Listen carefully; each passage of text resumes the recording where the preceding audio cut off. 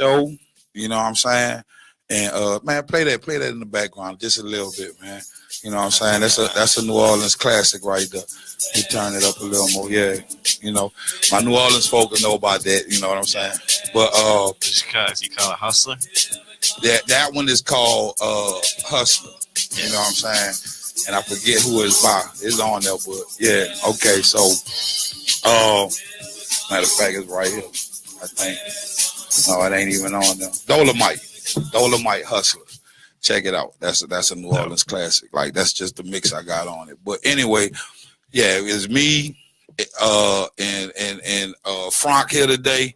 You know what I'm saying? Gabe on the way. Khalid couldn't really make it. You know what I'm saying? He got some other stuff going on, but he'll be back in maybe next Saturday, but the Saturday after that for sure. Yeah. You know what I'm saying? So yeah, we chilling, man, you know, and we was trying to figure out what we was gonna talk about and came up with a topic, and it was, you know, nobody ponders the bigger questions in life. You know what I'm saying? So we get caught up in this rat race, you know what I'm saying, of like religious philosophies or whatever, or however you want to call it. You know what I'm saying? But everything is a religion, you know what I'm saying? Black, white, rich, poor, and all that stuff like that. But we were talking about how, like with religion, it stops you from pondering the bigger question, because, you know, nobody knows exactly where they come from. So you're like saying that because people kind of get given answers to like the big question. Right. Everything that you got, you know what I'm saying, that you describe yourself as, 9 times out of 10, maybe 10 times out of 10, it comes from somewhere else. When you're looking at a description of, like, if I ask you, what are you? You know what I'm saying? Yeah. Or you know, how would you describe yourself? Then I'll say something I heard someone else you'd say. Be like, I'm a white Christian or something like that. You know what I'm saying? Yeah. But like I was saying, when you're looking at the definition of white and black as a description of yourself is undefinable, because there's too many, you know, definitions to it. You know what I'm saying? Like, basically it's like this. If I call myself black, and I'm supposed to be like a little fair-skinned or whatever you want to call it, but if I label myself as black, then somebody with a little more melanin in their skin, you know what I'm saying, can say that I'm not black, and somebody with more melanin than them can say the same thing, and it goes on and on. If you're basing it off of skin color, the same thing goes for white. Because you can sit there and describe yourself as being white, but an albino, you know what I'm saying? And you heard me say that before. An albino could tell you not white. You know what I'm saying? Because he got I'm off white. Yeah, mother of pearl or something like that. You know what I'm saying? Like, so it can't be about skin color. Yeah. You feel me? To me. And then if you go into, like I say, the other descriptions that you pose on yourself, then what happens is, you know, you never question the bigger question, like, as to, you know, who am I? What am I? You know what I'm saying? And what I come up with was, like, because when you ask me that, my mind goes that, like, I could tell you about the albino and the darkest of the dark. You know what I'm saying? My mind will go there. And to the answer that comes up to me, if you ask me that, what I would say, I'm universal. You know what I'm saying? And like, what do you mean by universal? Like, what is the universe? Describe it for me. Big. Big is everything. Yes. Why wouldn't I sit back and look at myself as that? Because I'm a part of the universe. You feel me? Or if you ask me, what am I say conscious. I'm here. Yeah. You know what I'm saying? That's an absolute definition for you. You feel me? Because how could you dispute whether or not I'm conscious? You feel me? Yeah, that was like, well, there was some like big philosopher that asked that question that was like, how do I know anyone else is real? You know, right, like, right. How do I know that I'm not just like making you up and I'm the only real thing? Right. Because that's the same thing with the person that you consider to be crazy when you're sitting back and he talking to somebody that you don't see. You know what I'm saying? It could be the same thing right now. Me and you could be talking to somebody that's not here. Yeah, you know what I'm saying? I remember seeing something on the internet recently. It was like some guy was like, I wonder if like I'm really like handicapped, like super special needs. Right. And everyone's just being real nice to me. Right. Like, I don't know. You don't know, man. And that be my biggest, you know, that would be a religion I would follow, like the religion of I don't know. You know what I'm saying? It seems real simple. You know what I'm saying? You ask me a question, I don't know. Like, you know, praise the I don't know. You know, I don't know how to, you know, describe it, but yeah, that would be the case. So you're saying that, like, well, I know for me, like I went through this phase where I tried to know as much as I could. Right. Like, I remember 2012, that year, I read like 60 books or something, like really thick. Like, I just get off work and go home and just read. Right. And I was just trying to learn as much as I could, and a lot of it was about like religious history or things like that. Like, and it was a real like eye-opening experience for me, just like kind of a step outside the box. I think like in that time period, I was trying to know everything, kind of like you say, just learn and learn. I remember being on Amazon one night, like looking through some books, and this book popped up about this thing I'd never heard of, and I was reading reviews and everything of it, and it just kind of hit me. It was like, oh, there's this thing that I didn't even know about. That there's like all this literature on, you know. Like, and when, like, you know, I could like read every topic in the world, and then, you know what, like one day I'm still gonna die, right, and all that knowledge is gonna be gone. I can't just like pass it on to someone else or anything. You know, maybe I could write my own book or something. But it was just kind of like this shit, like mellowing moment of like, oh, I can't know everything, and even if I did, what's the point? Right. Like, you know. Yeah, I mean, see, the thing, like I said, and it's the simplest answer I could give you is that it's all about enjoying the experience. You know what I'm saying? Good and bad. You know what I'm saying? Like, because good and bad is a perspective of the viewer. You know what I'm saying? Like, something you might sit back and think is horrible, I might think is okay.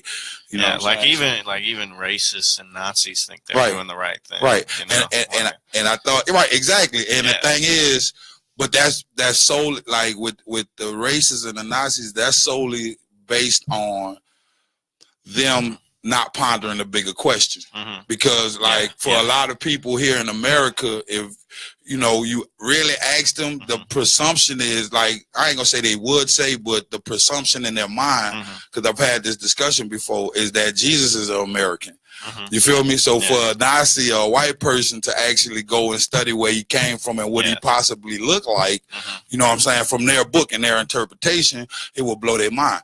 You know what I'm saying? Like, because they'll look like Khalid or darker, you know what I'm saying, like that. It wouldn't look nothing like what you portray it to look like, you know what I'm saying, or what you've been led to believe it looks like. Man, that is so bizarre. If, like, they like figure out what Jesus looks like. It's not like it looks like just like he come back looking like if Jesus came back looking like James Brown. Like it was just it would mess their head up, you know what I'm saying?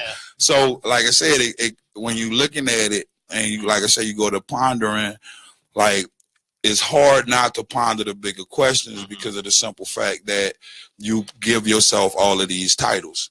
You know what I'm saying? And the bottom line is a guy, man, and I say his name, the last part of his name is like Krishnamurti or something like that, but he's an old Indian guy from like the mid 60s to early 70s or something like that, you know. And he always, one of his main philosophies was that nature is the greatest teacher. He said all the answers that you need to life comes from nature. Because it happens naturally. You know what I'm saying? Like, we the ones that like made this table. A table don't grow naturally. You know what I'm saying? It's been constructed. Like, you know what I'm saying? But in nature, you get all kind of abstract. No two trees are the same for the most part. You know what I'm saying? We ain't count all the trees and observed all of them. But you know what I'm saying? Like, we would never know. Like, you know what I'm saying? I still can't jump on either side of the fence, but I can understand what's being said because of the simple fact, the nature that I observe, you know what I'm saying, is not the same. Nature, you know what I'm saying? And it's weird, like, looking at animals and stuff. They're just so, like, I mean, I wouldn't say carefree. They gotta worry about getting hunted or whatever, you know. But like, they don't necessarily like ask the big question though. They don't need to. You know what I'm saying? Because they're like for them, it's about survival. You feel me? In nature. Nature is about survival. So what you need to concentrate on it for survival is food, shelter, and water. You know what I'm saying? You ain't even got to worry about clothes in nature because you naturally clothe yourself. You know, like if you look at a polar bear, he's equipped with all the clothing that he needs to survive up on that ice. You know what I'm saying? So that's nature happening right there. And there's like, I remember you know, when I first moved to Dahlonega, when I lived up there for school, I remember I moved there with like almost no money in the bank. And so like every thought was like, oh, how am I going to pay my rent? How am I going to, you know, get food? How am I going to, but now that I've got a job, I live like closer to here. And, you know, I've got a job that pays my bills with money to spare and all that. It's like all of a sudden, all those like worries and like survival distractions are gone. It is gone because like, okay, you've been like me, you, and pretty much a lot of people that we know have been indoctrinated to believe that money is the key to survival. But if you you and I are taking a trip from the East Coast to the West Coast, and you're a billionaire, you know what I'm saying, and I'm a guy that just like grew up in New Orleans. I ain't gonna say grew up in New Orleans. I was like a farmer or something like that. Yeah. You know what I'm saying? I was able to grow my own food and we ride out. You could buy food all along the trip until we get stuck in the area where money don't matter. Now my picnic basket does. You see what I'm saying? Yeah. And it always did matter. We never had to stop for you to spend your money. We could have ate the whole trip. You know what I'm saying? But if you were real arrogant about the money, you feel me, on that trip, and then it came to this point, right? Like if I say, man, come on, buy us something to eat. Like, I'm not spending my money to buy you anything. Go in your basket. You know what I'm saying? Like being a smart ass or whatever. And then you keep going along this route, and we get stuck to where your money don't matter, like in Arizona or something like that. You know what I'm saying? In the middle of the desert. And now we got my basket of food and water. You know what I'm saying? Now you like, I'll pay you for your food and water. Now I'm the important one because I could tell you no. You know what I'm saying? Your money wouldn't matter to me. I could sit back and be like, nah, man, you good. What I said, you know, go to the ATM or something like that. You know what I'm saying? Like you told me about my basket, like just eat out my basket. But we're removed from that. So we look at money as being survival. You know what I'm saying? But what is survival? You feel me? Being able to handle yourself in any situation. You feel me? And all that comes from what you know. You know what I'm saying? Because if you trained like a Navy SEAL or something like that, you can survive off of blades of grass for, you know what I'm saying, months and stuff like that. You can turn a blade of grass into a weapon. You feel me? Like, so it's about what you know. And like I say, by us being that far removed from that, you know, you start seeing the headaches and the things that come into play. Money doesn't grow on trees.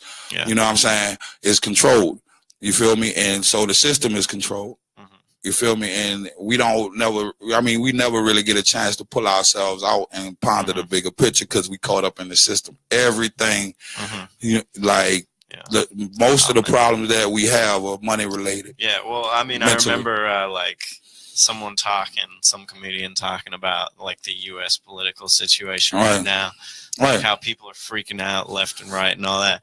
And then he's just like, man, we are spinning around space on a ball at millions of miles an hour, and nobody's talking about it. And that's the bigger questions. You know what I'm saying? Like I say, you know, I'll ask, you know, somebody I know or something like that, and I'm pretty sure, you know, the people that's following or will follow know I say this a lot, but it's like if, you know, I ask you, where are you? And you say you at Studio 21, I'm going to ask you, well, where is that? And you would say in College Park. Where College Park at? Where, you know, College Park is in Georgia. Where Georgia at? You know what I'm saying? I keep playing that question game. Okay, well, where Georgia at? And you say the United States. Where the United States? The United States is on the planet Earth. You know what I'm saying? And okay, so where's the planet Earth? You feel me? Yeah. But I bring myself. How to give people directions to Earth. Well, I'm saying exactly because you don't know. Like, you know what? I something came up the other day, and we was talking. Excuse me. We was talking about something, and it led me to Google Earth, and you never really just like try to describe it. You just know Earth is Earth. Yeah. But the word Earth originated. It means dirt. You feel me? From where? Like, is that like a language? I can't think of the language. I ain't but I read it. You know what I'm saying? It was crazy to me because, you know, like I never thought about why they call Earth Earth. Yeah. You know what I'm saying? But you know what I'm saying? Like, came with the name. Yeah, yeah. You know. Yeah. Whatever I decided, you might, but in that sense, you could always call it something else. Yeah. You know what I'm saying? Like I could actually be like, I'm on planet Dirt. You know what I'm saying? Yeah. Like or whatever. You feel me? Like man, so. That sounds. I don't know. That sounds like, you know, some kind of construction ground. You know, where you play as a kid, right? Run around, right? Did you ever do that? Like roll down mountains. There's a big old sandbox, man, with some water in it. You know what I'm saying? And we lose sight of looking at it like that. You know what I'm saying? Because most of the time we, like I said, being in the society that we are in, you know what I'm saying? This is walls. Walls don't grow. Yeah. You feel me? But this is our natural surrounding right now. You feel me? Yeah. And if you're constantly in there and you don't get into the actual nature, like I remember going up to Tennessee, and I forget the little mountain that they call it, but it's a mountain you can walk up and look out, and to see all these trees, it was like a sea of green, you know, like an ocean would look. You know what I'm saying? Yeah. With water, was all trees. You know what I'm saying? But in my everyday life, I might see a tree here, a tree there. You know what I'm saying? A couple of hundred in the backyard or something like that. But to actually stand up at the top of a mountain and look down and see the sea of it, like to see the forest is different. You know what I'm saying? Yeah. Like, and I had some poetry that dealt with that. I got to finish that one. That one gonna be real. I remember good. The first time I ever met you, you were like, "Oh, there's no crowd here tonight. I'm just gonna do spoken word." Right. Some of that. Yeah. That was the one I had called Wisdom. But you know, I like that one, and it always get me. And like, but it's stopping me. It was stopping me from writing the other ones because that one was set. But I got the other one where I was talking about people get so picky they be counting the leaves. You know what I'm saying? And I was referring. I say we get basically what I was saying was you spend so much time looking at a tree that you forget to count the forest. You know what I'm saying? Or look at the forest, the bigger perspective. And then I said some people get so picky they be counting leaves. So if I'm stuck at a tree and I can't see the forest, just imagine the person whose focus is on the leaf. You know what I'm saying? Tree. And and that's what you see a lot of society. Like we focused on leaves. You know what I'm saying? But what are these leaves connected to? And then what is that a part of? Yeah, feel me? And what's bigger than that? Right, and that's what lead me into, you know, that's where my head be at, you know what I'm saying? And like I have people who sit back and tell me I overthink. And I'm like, you know what you're telling me? Like, would you like the designer of the plane that you flying to be an underthinker? You feel me? Yeah. You know, you want him to overthink it to the high, like you want him to love his craft. You know what I'm saying? Like to the point where he was like, okay, I'm gonna give it one more turn and I'm gonna leave it alone. Like, you know what I'm saying? Like that. You feel me? But yeah, I mean, you know, it's crazy, bro. But you said you wanted to talk more like on you say you had a lot to bring about the religion aspect. We were talking about, what were we talking about? Like the religious side of kind of like putting blinders on or whatever. Right. Something like that. Like it's weird. I had it's been weird. My parents are very like they're the strictly like very religious fundamentalist type. Right. You feel me? So I got like super into that. I think I mentioned earlier like how I like read all these books about that kind of stuff and you know went into detail on all that. My apologies. Hold up. I mean, wait. All right. Okay, my bad. I forgot to turn my ring off. That's me. Go ahead. I just like I think I kind of said a bit of what I wanted to say on it already, which is I just felt like, you know, eventually I got to a point where the more I studied, like the more I wanted to just kind of like realize that there was a certain point where, you know, if you want to read to like, you know, grow what you know and all that, then that's great. But there's like a certain point, like for me, where I just kind of decided to stop, kind of like searching out, like, you know, as much as I could about everything, because I realized, you know, that I really enjoy just kind of sitting back and, you know, realizing that like the bigger picture, like I kind of like see it a little bit. Right. And feel like. And I'm going to tell you, like, you know, I like to know as much as I can too. And what I come to find out is based solely on, like I say, a higher level of thinking. You see different things in a different manner. But you can have a conversation with somebody that's done all this studying You know what I'm saying? And being able to step outside of that, or being outside of that box, I can ask them questions that would have them question certain things. You know what I'm saying? Like, not to really like try to get them to question whatever, but like, if you could give me an absolute answer as to why you believe what you believe, then I'm satisfied. But if you can't give, if you giving me hearsay, because it was like, if I ask you about Santa Claus, you know what I'm saying, and I'm like, well, how you get down the chimney? Because it's magic. Well, what type of magic you know what I'm saying? Like, but to come to find out, the person that didn't ask these questions about Santa Claus found out the hard way. You know what I'm saying? Like, going out into the world where people will sit back and be like, Santa Claus not real. You know what I'm saying? Oh, I don't know about y'all got the kids watching, but you know, like, if you choose to believe or have that belief bestowed on somebody, and that person just generally takes it, then they just following along in the route of belief. You know what I'm saying? Well, and one thing like that I find funny. Oh, hey, what's up? We got Gabe here. Hey, Gabe. Gabe just stepped in the building, man. You got his mic on? Gabe. I got. It's on. Yeah, it's on. Yeah, all right. It's on. Oh, we were just talking about. Well, one of the things that I like find funny is when people like who grow up in super religious homes, kind of like I did, but then at like 12 or 14 or something, they come out as atheists. Right. And then they go around like acting like, oh, I know what it was like to be a Christian or something because I was raised. And like, you kind of don't. There's like a certain kind of age where you're kind of responsible. It's kind of like paying your own rent. Like, you can be around it, but unless you're like old and doing it yourself, then it's like you're not really. See, here's the funny thing. Do you see what I'm saying? Right. The funny thing about that is, if you came up in Christianity, like 9 times, you know, like a lot of times, I know I say 9 times out of 10, but a lot of times the people that come up in Christianity don't fully know the full scale of it. Because even if you sit back and you was a scholar of the Bible, you got to realize there's a whole part that's in front of the Bible that actually tells you what happened before they even get into the story. And that's like when you go to, they revise it. It's revision. Revision.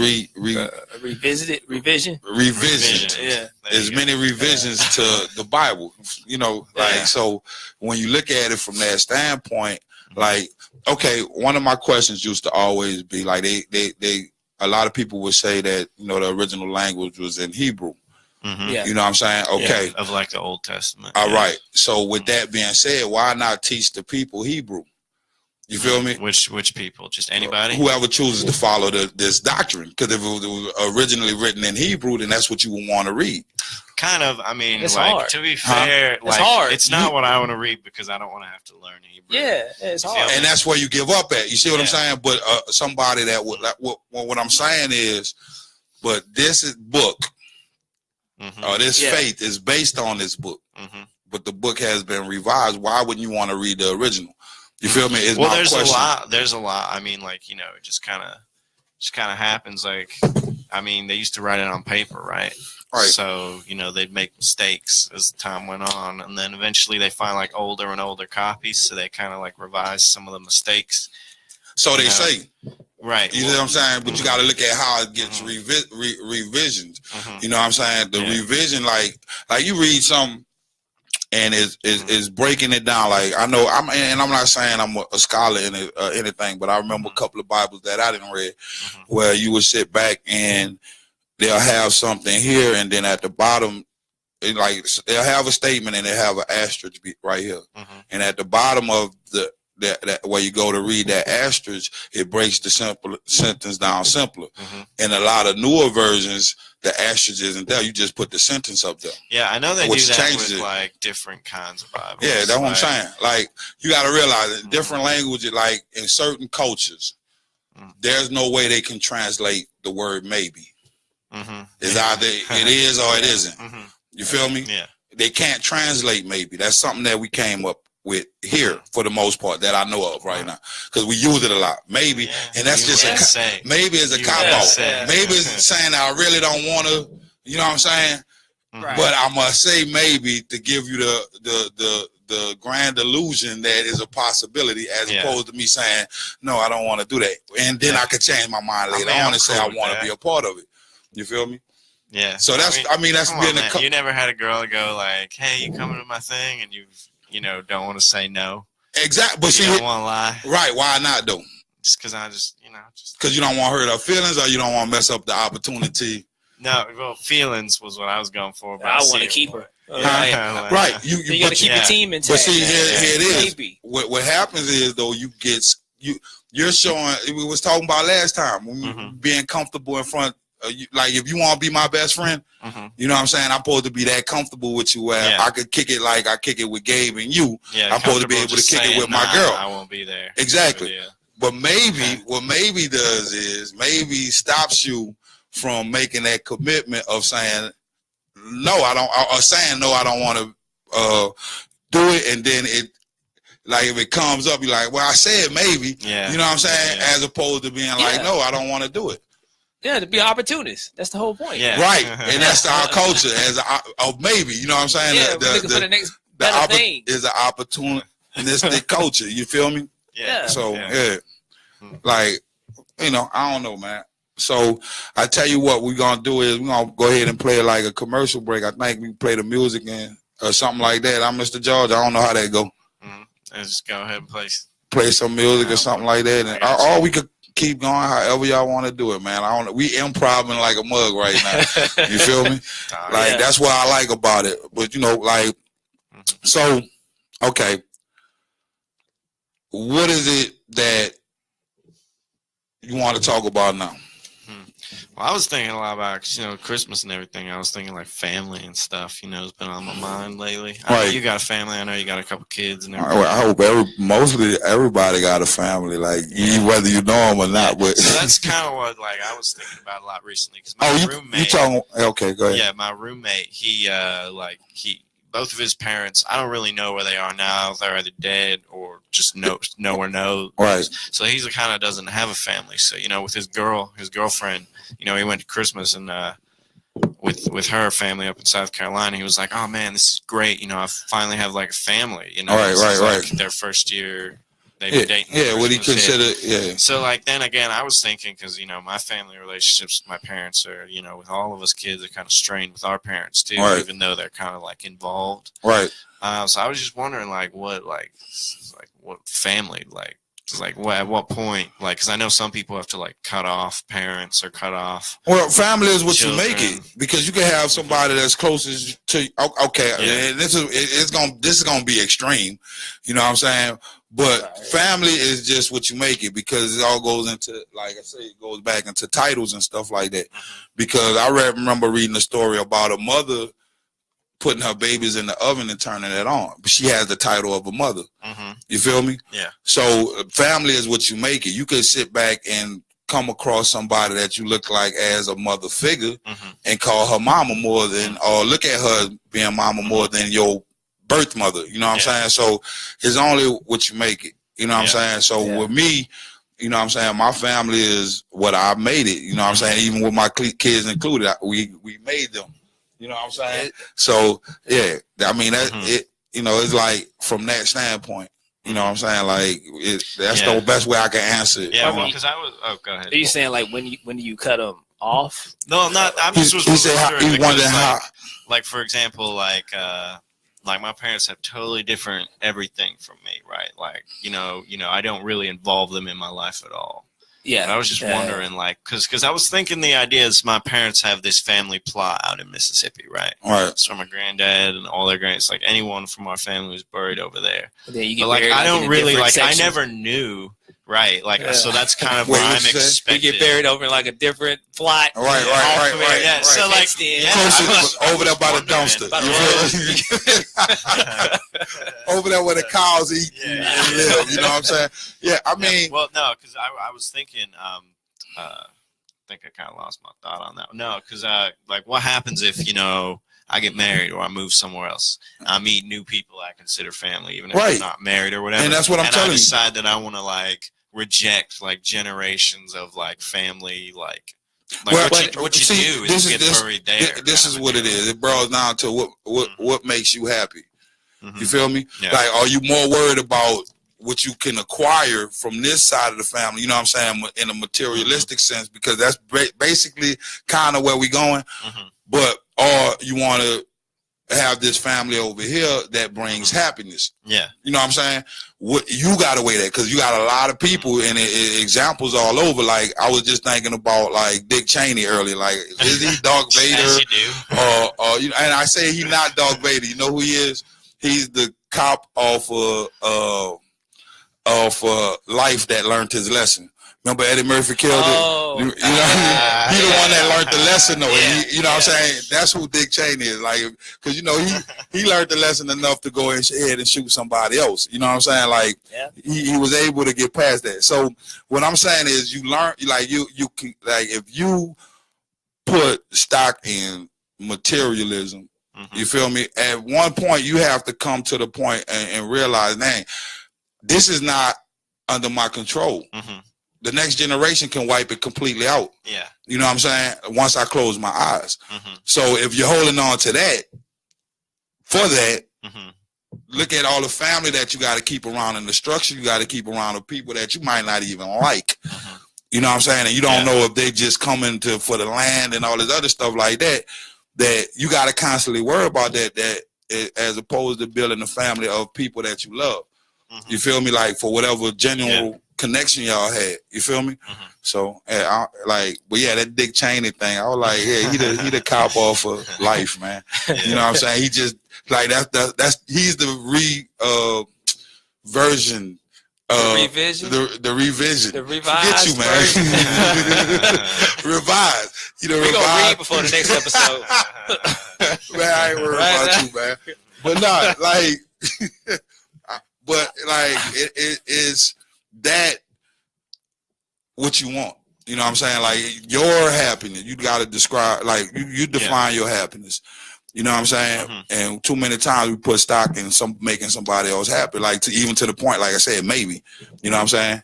Yeah, I mean, you know, it's okay to prefer one family over another. It's okay to not like this batch of people. Right. And even if they blood, it's okay to just say, I'm not really partial to them over there. And then pick this group of misfits you tend to have rapport with. You build, like you say, build your team. Yeah. You know what I'm saying? You build your team of people that you like and be like, that's my brother. You know what I'm saying? And then when your other family is like, you coming over? Maybe. Right.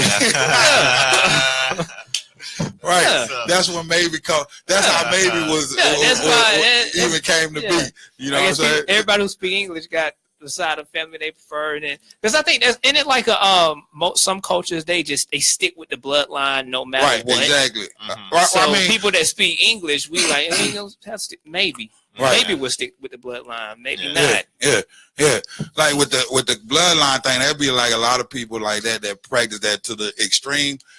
Be in the Amazons, because they really ain't got a choice though. You mean like Wonder Woman? No, the Amazonian forest. Well, I mean, but you think about Wonder Woman. How did they? Because it was all Amazonian women. Where did like the male? It was like Black Widows. They killed the men, right? Like, I don't know, man. They never really got into that. I didn't watch the movies. They didn't explain that part either. I'm saying they never got into like really how. How's it more of y'all? There was a little girl running around, no father whatsoever. Yeah, right. No one looks like they've been pregnant lately. You don't know, man. I don't know. To explain that one, like that movie, that stumped me right quick. You feel me? Normally I could answer. But they hated men. Like they hated. Remember the pilot showed up and crash landed in the ocean. Right. They took him as a prisoner. Yeah, they hated him. Right. You know what are you doing? Because he was a man. Okay, so maybe Lifetime movie. That's the I don't like men superhero for real. Like, you know what I'm saying? That's the extreme right there. But yeah, I mean, maybe if the guy crashes, they use him up for a generation. Maybe that's how he died. They kill everybody else. They didn't kill him. No, Wonder Woman actually started dating. This is what I'm saying. Listen to what I'm saying. Which is superior game. In order to procreate, you've seen all them women on the island. Yeah. You feel me? To have more of them, he had to make. I mean, eventually, you know what I'm saying, the well gonna run dry, bro. There's probably another dude that came. Obviously, another dude that came before him. Then they just used him up. Right. Death by Snoo Snoo. Yeah. Like the Futurama thing. Man. Yeah. Yeah, that by Snoo Snoo. But you know, that came off of Futurama. Yeah. Hey. But did you notice like the skeleton had his like the pelvis was just crushed, but he had a smile on his face? Yeah. Can go out there. You know, you go out the way they tell you to go out. It's a prison sentence. Right. Yeah. Like more cats would commit crimes in our society if that was the punishment, like that was the death penalty. Yeah, we commit more crimes, but we pay for less drinks. Right out the gate. You not gonna buy me? No, I'm not paying for nothing. I just commit a crime and get what you got. Right. And like it just, exactly. Man, I don't know. Okay, we're off topic. Right. I think that was the topic. I came in and just disrupted. All right. Nah, you right on point, man. Oh, okay. So I don't know, man. What else we got? You say you had some stuff you wanted to talk about. I had a topic like I don't know. Well, I know you're married. Right. And I don't know if you're like dating anybody, if you see anybody. But we talk about past relationships. Don't talk about current stuff. Right. I don't want to incriminate you. How long do you wait? How long? What was the longest you waited before you cheated on a person? The longest you will wait to cheat on a person. The longest you waited until it happened. Like, not like you actually plan this out. Like, there's a bulletin board in your basement. You know what? It's an old saying. Right. It's an old saying. It's called the 7-year itch. I heard that a lot. And it's the 7-year itch. Like, you get in 6 months. And he's like, 7 years. Well, no, I'm saying you're talking about. It's not 7 years, literally, though, right? Like, you're talking about is the 7-year itch after marriage. That's what they mean. But not even marriage, just like. Right, but in a regular relationship, like, because if you're going to say it, because to me, you know, that's your girl. Like, if you tell me that's your girl, to me, I look at her as being your wife. I don't need paperwork to sit back and say that's your wife. I'm not going to try her because you didn't say she was your wife. You know what I'm saying? Right. Like, if that's your girl, that's your girl. Yeah. So what I'm saying is the point at which you would cheat would be the point that you wouldn't be satisfied. You know what I'm saying? Like, it got to the point where you wasn't being satisfied and somebody else over here. Oh, man. Yeah, it's like a supplementary woman. Yeah. Well, I can't remember what number one reason is, but, like, I know, like, the number two but then, reason hold up. Guys cheat. No, real quick. The number 2 reason why guys cheat is when their girls are pregnant. I feel like that'd be the time to not cheat, because you can we say skeet? Because you can just you can just skeet in her all the time and not worry about a second baby popping up. You already but you know your fate is sealed. I don't make the stats, man. Here's the thing. If you looking at it from that standpoint, like what about the swingers? Well, that's not really cheating, because there's a clause there. It's known. Right. Told. So why you didn't let the girl know? What do you mean? And then you wouldn't have to worry about cheating. You could have, instead of saying, because you was like, it's called cheating because I'm purposefully not telling her. Well, here's what I'm saying. If you tell her, you be like, look, boo, let's go swinging. You feel me? Like. So then she say no, and then I still go do it. Then you be like, look, I told you, let's go swinging. I'd rather cheat without knowing that. You can't blame this on you know what I'm saying? Like, you take the hat off, grab from there. You got to bring it up, though. You know what I'm saying? Like, yeah. I mean, you can bring that up, but that's something including her. I'm talking about doing something without her. But the question was, at what point do you decide that? At what point how long had?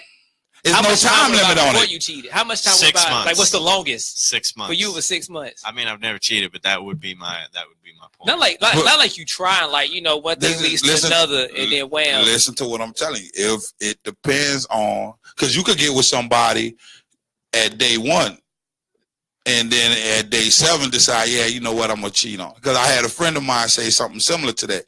Once she actually hooked up with somebody, she was like, I couldn't stay longer with him in this relationship. The magic died. Because no, it was in the beginning stages, and she just, well, basically, you know what I'm saying? Yeah. Like, but it was like she already was able to sit back and say, you know, like if I asked her about him, she was like, well, I'm gonna tell you, if I would have hooked up with him, then I know right then and there after the hookup and all that, I would have.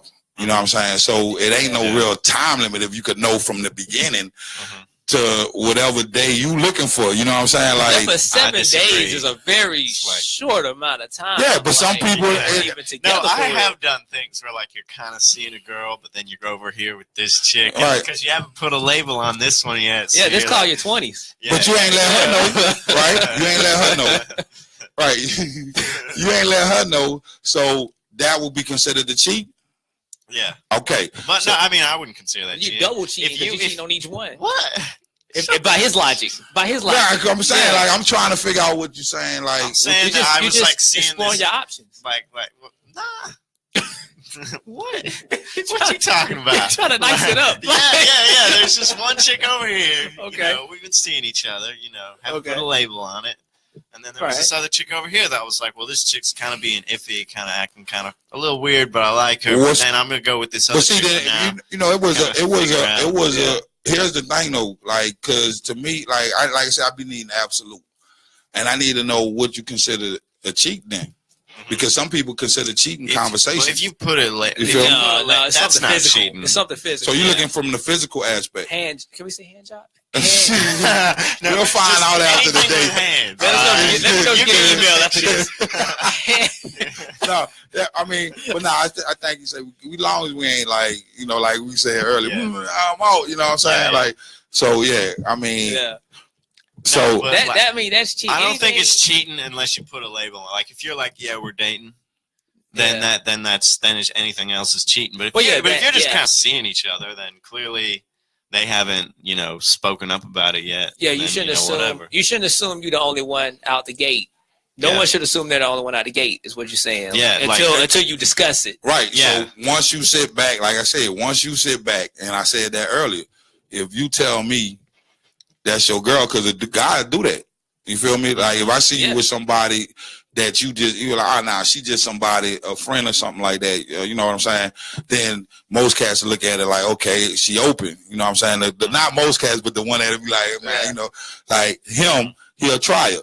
You know what I'm saying? But if you was to sit back and say that this your girl, if I'm your friend, you know what I'm saying? If I'm your friend and you say that's your girl, then that's your girl to me, bottom line. You know what I'm saying? So the cheat aspect would be if you introduce her as your girl and then you get somebody else that you're dealing with. You know what I'm saying? Yeah. Then that's the cheat. You know what I'm saying? And that's what I've come to learn. You know what I'm saying? Because I consider the swingers and the Bob Marleys and stuff like that they had more than one wife. You know what I'm saying? Even in the Bible, they had more than one wife in the Old Testaments and stuff like that. So it's all about to eliminate the cheat.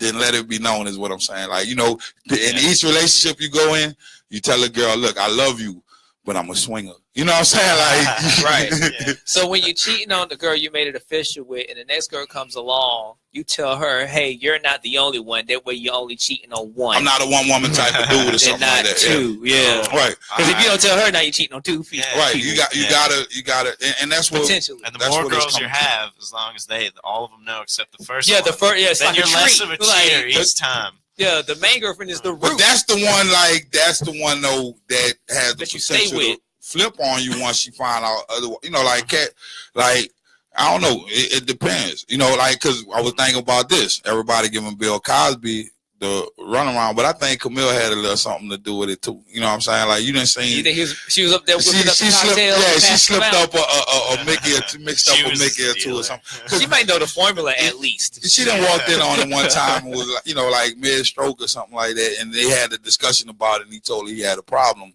or whatever, and she loved him that much where she was like, okay, you know, we could do this together. I don't know, man. Yeah, I don't know. I mean, I don't know. It's kind of funny, but like, you know, there's no way she knew. How you know? Do you know she would you believes put your head on the chopping board? What? To say that she didn't know? Since when? Like ever? Why your life gotta be in danger? Because put $5 up. Yeah. Because the service. Okay. No, I wouldn't put my head to the chopping block. Yeah, like why your life gotta be in danger? $2. Okay, no. See, not worth it. We gotta go with at least 150. something that's worth losing. You know what I'm saying? Like we'll never really know. So and that's my point. Really bet. And that's my point. You never really know. I just don't think that was a thing, but it would be kind of ridiculous if it was. It would be funny. It would be funny as hell. But at the same time, they probably was cracking up about it. He's a comedian. You feel me? Like, it's probably her idea. You got a problem. You know what I'm saying? Like, let me stop, man. Yeah. Bill Cosby had to want to come in and talk to us and stuff like that. That brings me to another topic. Glad you said that. Who is the celebrity? Who is he? Who is the real Bill Cosby? Who is the celebrity that would really like crush you if you found out they were accused of some type of sexual assault? Oh man, Kevin Spacey. It already happened for me. No. I mean, like Kevin Spacey shocked me, but like, I mean, who is one that would really like not just shock you, but really like. I'm really, done. Okay, I got two. Man, I can't go to work today. I got two examples. The first one is Leonardo DiCaprio. Man, he's such a good actor.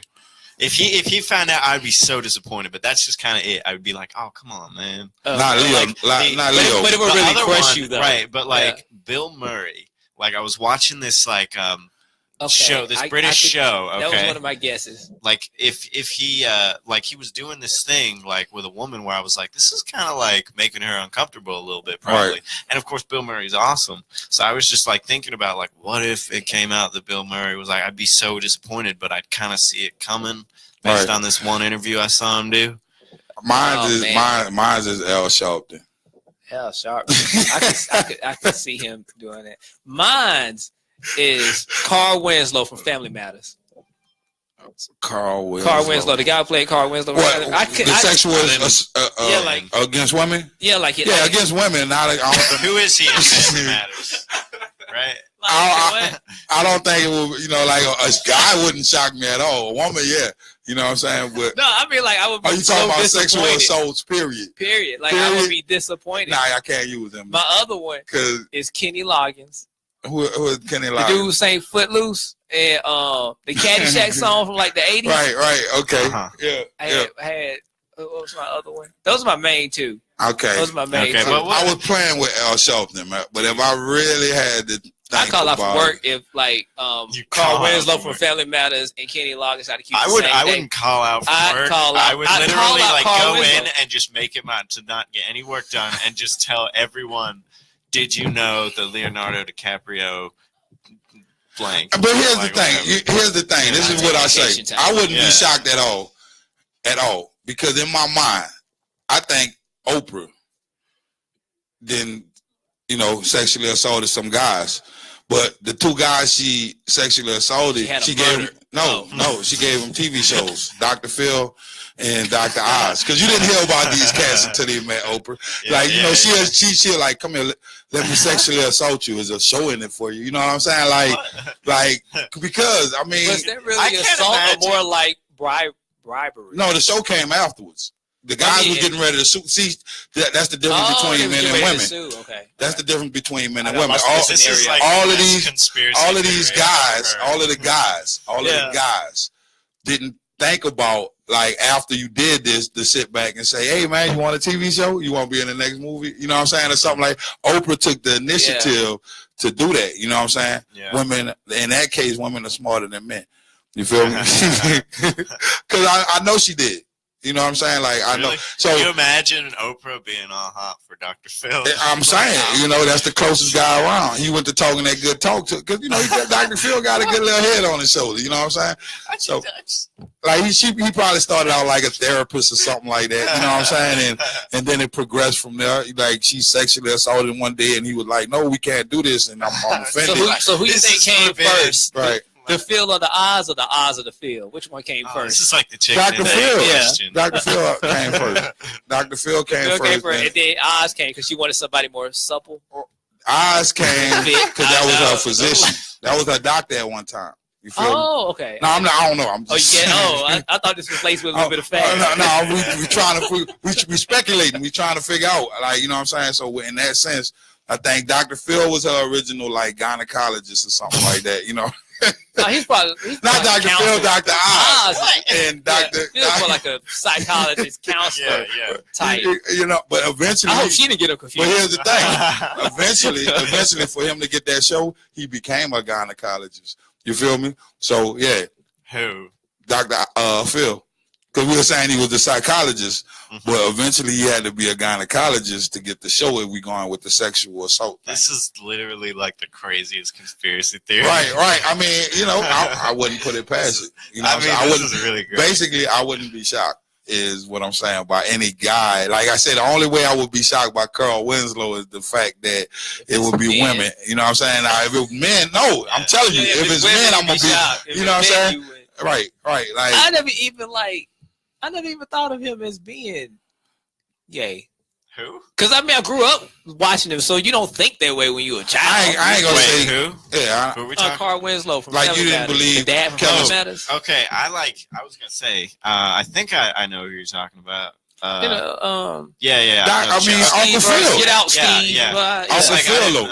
I didn't grow up. I grew up in the UK, remember, and we didn't even have TV until 9/11.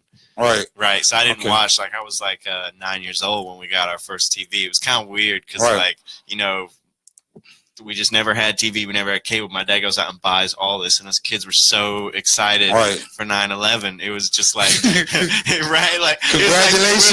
We get a TV. Right. All 9/11. So then when we moved over here, we had to catch. I was 16. Then we started watching American TV. It's so different. Right. Yeah. So, I mean, here is it's a whole different ball game, man. Mm-hmm. You know what I'm saying?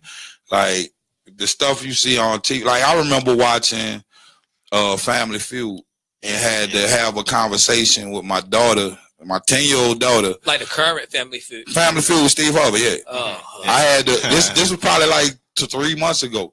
But my 10-year-old daughter, we watching Family Feud, and at the end of Family Feud, I had to have a discussion with her about a vibrator. Yeah. Family Feud.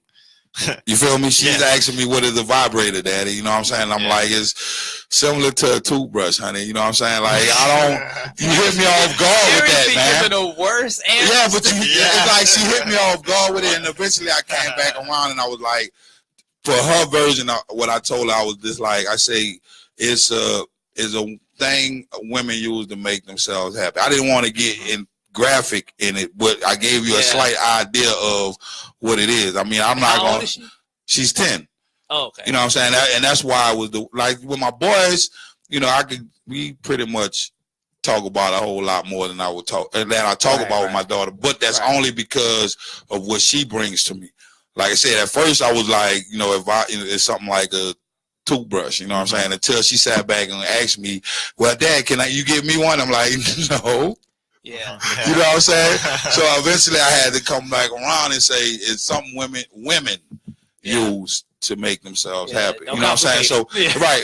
You know what I'm saying? You're still my little baby, still my baby girl.